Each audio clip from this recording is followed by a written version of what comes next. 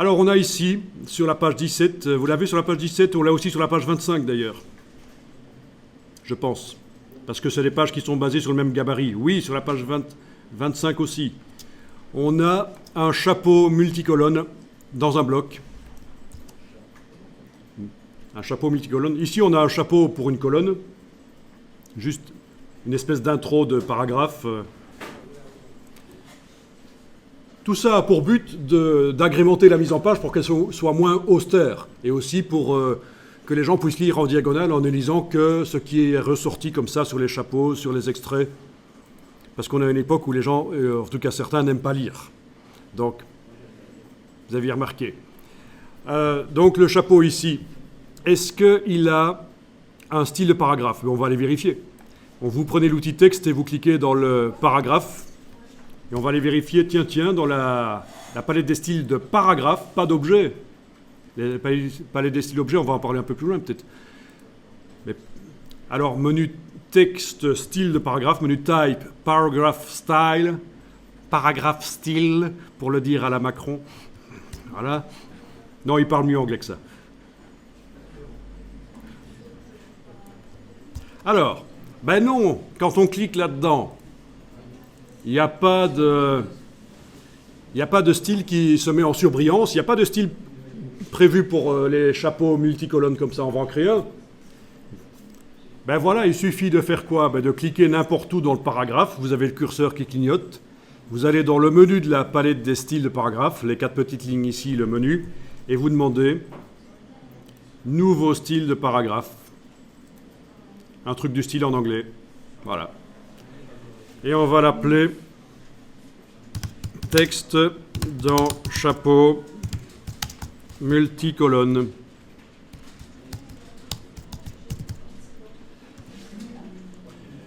Voilà. Il faut vérifier, à moins que vous ayez une bonne raison de le faire, il faut toujours vérifier quand vous créez un style, que ce soit un style de caractère, d'objet, de paragraphe, qu'il est indiqué ici d'après aucun.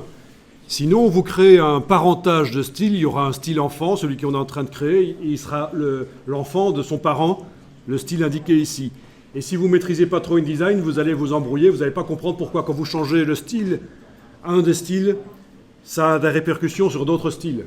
C'est le parentage de style. Donc ne faites pas ça. Si vous avez une bonne raison de le faire, oui, mais sinon on vérifie toujours qu'il est indiqué aucun. Voilà. Vous cliquez sur OK parce qu'en fait toutes les caractéristiques du texte là ont été intégrées partout là. Donc la police, la couleur, où est-elle la couleur? Là, la couleur, voilà, la couleur, c'est du bleu, on le voit. Oui, mais il n'est pas le même. Pourquoi? Mais parce qu'il est à 76% de teinte ici. Voilà, c'est du bleu qui a été un peu teinté. Enfin, tout est intégré. Hein. En mettant le curseur texte dans un texte et en créant le paragraphe à ce moment-là, toutes les caractéristiques du texte sont déjà intégrées. C'est une bonne manière de créer des styles de paragraphe. On clique sur OK. On va, tant qu'à faire, appliquer à ce texte, il y a le curseur dedans, on va lui appliquer son style texte dans chapeau multicolonne, voilà. Donc voilà, maintenant que le texte ici utilise le style, on va pouvoir modifier, télécommander tous les textes identiques dans le document par le style. Mais on ne va pas le faire ici, vous avez compris le principe des styles. Sauf qu'il y a quelque chose qu'il ne faut pas oublier. On est sur la page 25. J'ai un texte identique sur la page 17. Je vais aller sur la page 17. Si je clique dans la page 17, ben oui, ce texte-là, là, il n'utilise pas encore le style. Il faut lui appliquer. Sinon, je ne pourrai jamais le télécommander. Donc, quand vous avez fait un style comme ça et que le texte est déjà utilisé à différents endroits, il faut, aux différents endroits, faire le lien avec le style, évidemment. Donc, je suis sur la page 17, j'ai cliqué dans le chapeau, ici, le chapeau multicolonne, et je lui ai appliqué le style texte dans chapeau multicolonne. Ah oui, on a plusieurs paragraphes en plus. Il faut les sélectionner tous, pas faire l'erreur. Donc je clique là, CTRL A sur le PC, commande A sur le Mac et j'applique. Voilà. Ah, ici ça tombe, j'ai le même problème sur la page 25. Je n'avais pas remarqué qu'il y avait plusieurs paragraphes. Vous les voyez les paragraphes? Vous voyez les balises de fin de paragraphe là? Il y en a une là, il y a 2 paragraphes.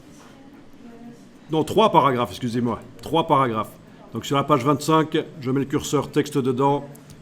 CTRL A sur le PC, commande A sur le Mac, j'applique texte dans chapeau multicolonne, et voilà.